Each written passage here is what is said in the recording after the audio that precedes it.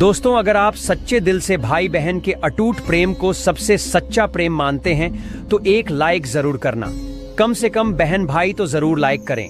दोस्तों, रक्षाबंधन की आप सभी को ढेर सारी शुभकामनाएं। माताएं बहनों, मायके से भूलकर भी मत लाना। ये 3 चीज नहीं तो पति बर्बाद हो जाता है साथ में।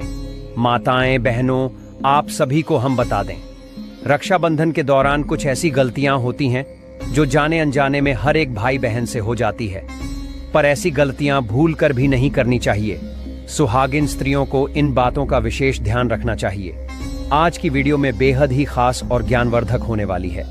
साथ में हम आपको बताएंगे कि भाई को अपनी बहन के लिए एक खास चीज रक्षाबंधन के पर्व पर जरूर दे देना चाहिए। कहते हैं, अगर यह चीज भाई अपनी बहन को देता है तो उसके घर में कभी पैसों की कमी नहीं होती। हमेशा ही ऐसे घर में लक्ष्मी का बस बना रहता है। दोस्तों, सच्ची हृदय से इस वीडियो को एक लाइक जरूर साथ में। हम आपको यह भी बताएंगे कि हर एक बहन को अपने भाई को रक्षाबंधन के त्योहार पर एक खास चीज जरूर खिला देनी चाहिए, जिससे कि भाई के घर में कभी बंधन वस्त्र की कमी नहीं होती। हमेशा ही लक्ष्मी का वास बना रहता है और हर मनोकामना इच्छा पूरी होती है। भक्तों, जो भी भक्त इस वीडियो को सच्चे हृदय से पूरा दिखेगा, आज उसको लाभ जरूर प्राप्त होगा। दोस्तों, आप सभी को हम बता दें कि रक्षाबंधन का त्योहार हर साल सावन माह की पूर्णिमा तिथि को मनाया जाता है और शास्त्रों में ऐसा वर्णन है कि रक्षाबंधन का त्योहार भद्रा काल में नहीं मनाना चाहिए। भद्रा काल में रक्षा सूत्र यानी राखी बांधना बेहद ही अशुभ माना जाता है। शास्त्रों में कहा गया है कि भद्रा का त्याग करके ही रक्षाबंधन का पर्व मनाना चाहिए। इसके साथ ही इस साल पुण्यतिथि भी 2 दिन पड़ रही है, जिसके कारण रक्षाबंधन का त्योहार किस दिन मनाया जाए, इस पर उलझन की स्थिति है। इस बार कई लोगों का मानना है कि रक्षाबंधन 8 अगस्त को मनाना चाहिए। वहीं कुछ लोगों का मानना है कि 9 अगस्त को रक्षाबंधन का त्योहार मनाना शुभ रहेगा। तो इस वीडियो में आज की आपको यह बताऊंगा कि रक्षाबंधन का त्योहार किस दिन मनाया जाएगा। इसकी सही तारीख क्या रहेंगी, 8 अगस्त या फिर 9 अगस्त। साथ ही आपको भद्रा काल का समय भी बताऊंगा, क्योंकि इस बार रक्षाबंधन के दिन भद्रा का साया रहेगा, इसलिए राखी बांधने का शुभ मुहूर्त जाना बेहद जरूरी है। इसलिए इस वीडियो को लास्ट तक जरूर देखें। वीडियो स्टार्ट करने से पहले आपसे रिक्वेस्ट है कि अगर अभी तक आपने हमारे चैनल को सब्सक्राइब नहीं किया है तो जल्दी से सब्सक्राइब करके बेल आइकॉन दबाएं। साथ इस वीडियो को लाइक करें और ज्यादा से ज्यादा शेयर करें।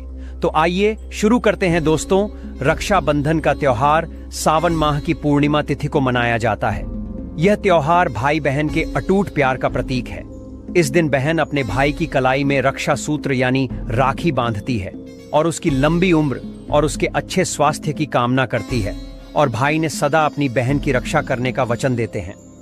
दोस्तों, आपको बता दें कि शास्त्रों में भद्रकाल में राखी का त्योहार मनाना अशुभ बताया गया है, इसलिए भूलकर भी भद्रकाल में आप अपने भाई को राखी बांध लें। इसके पीछे एक पौराणिक कथा भी है। ऐसा कहा जाता है कि लंकापति रावण ने अपनी बहन से भद्रकाल में ही राखी बंधवाई थी और 1 वर्ष के अंदर उनका विनाश हो गया। इसके अलावा मद्रास शनिदेव की बहन है और उन्हें ब्रह्मा जी ने श्राप दिया है कि जो भी भद्रा के समय शुभ या मांगलिक कार्य करेगा उसका परिणाम हमेशा ही अशोका, या इसलिए आप गलती से भी अदरक इस समय रक्षाबंधन का त्योहार मनाएं। दोस्तों, रक्षाबंधन के दिन बहनें अपने भाइयों की कलाई पर राखी बांधती हैं और उनकी लंबी उम्र की कामना करती हैं। इसलिए इस दिन भाई बहनों को स्नान आदि करके हो सके तो नए वस्त्र पहनने चाहिए और इसके बाद मिलकर भगवान की पूजा करनी चाहिए।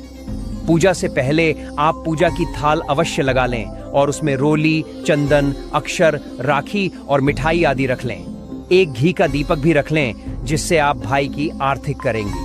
अब आप इस पूजा की थाली को सबसे पहले भगवान को समर्पित करें। इसके बाद आप अपने भाई को पूर्व या उत्तर की ओर मुंह कर बैठे और बहन प्रमुख पश्चिम की ओर होना चाहिए। इसके बाद आप सबसे पहले भाई को अपने तिलक करें, उन्हें रोली, चंदन और अक्षत लगाएं, उनके ऊपर थोड़े से फूल छिड़कें। इसके बाद आरती करें।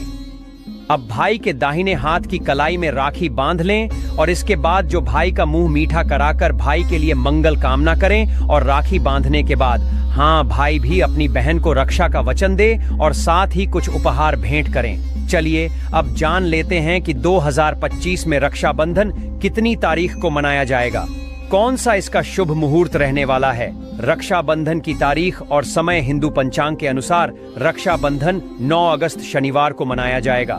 पूर्णिमा तिथि 8 अगस्त को दोपहर 2 बजे से शुरू होगी और 9 अगस्त को दोपहर 1:30 पर समाप्त होगी। राखी बांधने का शुभ मुहूर्त।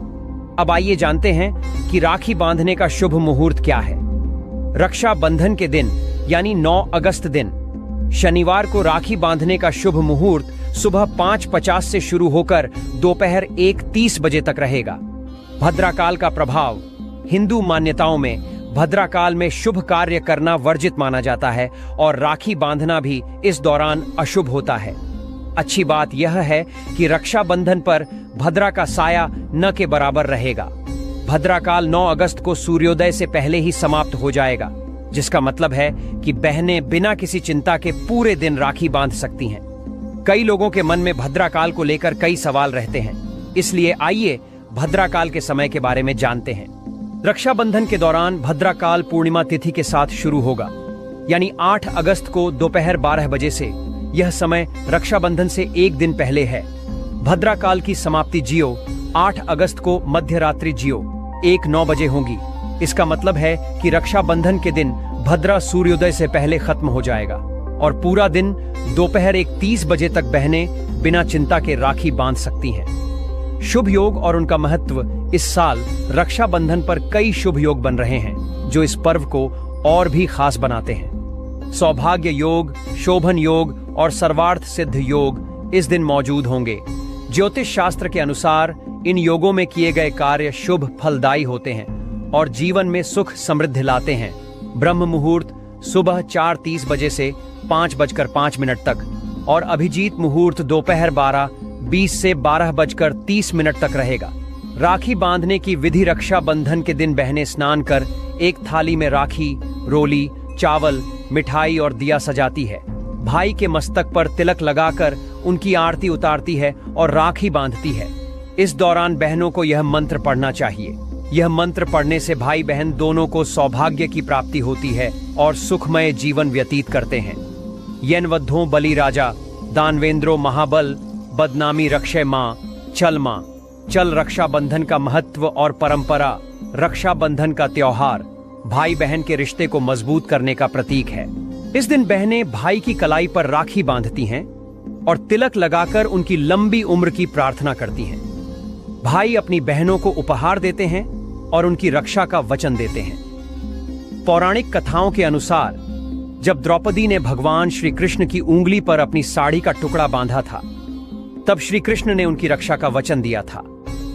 रक्षाबंधन न केवल रक्त संबंधी रिश्तों तक सीमित है, बल्कि यह दोस्ती और एकता का भी प्रतीक है। भक्तों सभी जानकारी को बारी बारी से जानते हुए चलेंगे। आइए जानते हैं रक्षाबंधन पर मायके से 3 ऐसी चीजें जो नहीं लानी चाहिए। 1 झाड़ू झाड़न या सफाई से जुड़ी वस्तु। रक्षाबंधन पर मायके से झाड़ू या झाड़न जैसी चीजें लाना अत्यंत अशुभ माना गया है। झाड़ू वस्तु शास्त्र में मान लक्ष्मी का प्रतीक मानी जाती है। यदि बहन मायके से ससुराल में झाड़ू लेकर आती है तो यह माना जाता है कि वह वहां की धन, समृद्धि और लक्ष्मी को ससुराल ले आई है। इससे मायके की समृद्धि घटती है और घर में दरिद्रता का वास होता है। साथ ही यह मानसिक रूप से भी नकारात्मकता फैलाता है, क्योंकि झाड़ू को घर की गंदगी हटाने वाला माना जाता है और इसे एक स्थान से दूसरे स्थान पर ले जाने से वहां की समस्याएं भी नई जगह पहुंच सकती हैं। धार्मिक दृष्टिकोण से रक्षाबंधन जैसे पवित्र पर्व पर इस तरह की वस्तुओं का लेन देन अशुभ प्रभाव देता है। यह भी मान्यता है कि झाड़ू रात्रि में छिपाकर रखनी चाहिए और उसे किसी को देना या लाना परिवार में कलह, आर्थिक हानि और दाम्पत्य जीवन में समस्याएं ला सकता है। इसलिए रक्षाबंधन पर झाड़ू जैसी वस्तुएं मायके से लेकर आना वर्जित है, चाहे वह उपहार के रूप में क्यों ना दी जा रही हो। 2 तेल या घी। रक्षाबंधन के अवसर पर मायके से ससुराल तेल या घी लाना भी बहुत ही अपशकुन माना गया है। इन पदार्थों का उपयोग पूजन और भोजन दोनों में होता है, लेकिन इन्हें एक घर से दूसरे घर ले जाना, विशेष रूप से पर्व के दिन, आर्थिक और स्वास्थ्य संबंधी समस्याएं उत्पन्न कर सकता है। तेल को शनिदेव का प्रतीक माना गया है, और यदि इसे विशेष पर्वों पर एक घर से दूसरे में ले जाया जाए तो शनि की कुदृष्टि उस परिवार पर पड़ सकती है। आयुर्वेद में भी यह माना गया है कि तेल एक गाढ़ा और भारी पदार्थ है जो ऊर्जाओं को आकर्षित करता है। यदि रक्षाबंधन पर बहन मायके से तेल या घी ससुराल लेकर आती है तो यह वहां की आर्थिक समृद्धि पर नकारात्मक प्रभाव डाल सकता है। खासकर तेल का लेन देन किसी भी शुभ कार्य में वर्जित बताया गया है। इसके पीछे मान्यता है कि तेल शनि और राहु की अशुभता को बढ़ाता है। घी जो पवित्रता का प्रतीक होता है वह केवल घर के भीतर उपयोग के लिए उपयुक्त होता है, लेकिन जब इसे मायके से लाया जाता है तो यह उस घर की ऊर्जा को कमजोर कर सकता है। अतः इन सामग्रियों का लेन देन इस दिन टालना चाहिए।